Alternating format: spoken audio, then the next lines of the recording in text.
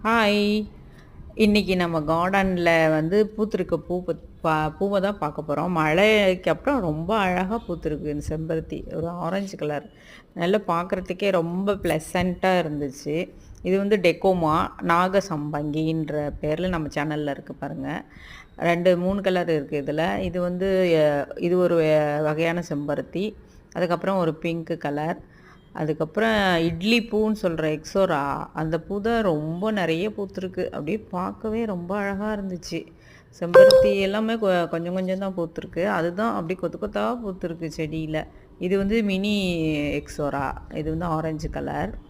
அதுக்கப்புறமா வந்து ஒரு பிங்க் கலர் இருக்கு. அது அப்படியே பால் மாரி ஷேப் பண்ணி கட் பண்ணி விட்டுருக்கோம். முன்னாடி லான்ல வச்சிருக்கோம்.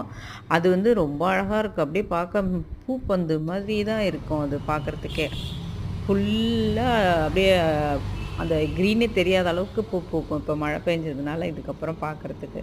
அந்த மாரி இருக்கக்குள்ள நான் மறுபடியும் தனியா ஒரு வீடியோ போடுறேன் பாருங்க. ரொம்ப அழகா இருக்கும் இது பார்க்கறதுக்கு. Ixora.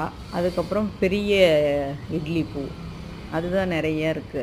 Red colour, orange colour அது மாரி. இது வந்து ஒயிட் கலரு. இது இப்ப தான் சின்ன செடியா இருக்கு. வாங்கி வச்சிருக்கேன். இது வந்து ஒயிட்லயே மினி எக்ஸோரா. அதுக்கப்புறமா வந்து ரெட்டு, ஆரஞ்ச், பிங்க்கு, ஒரு எல்லோ மாரி. இது வந்து ரெட்டு.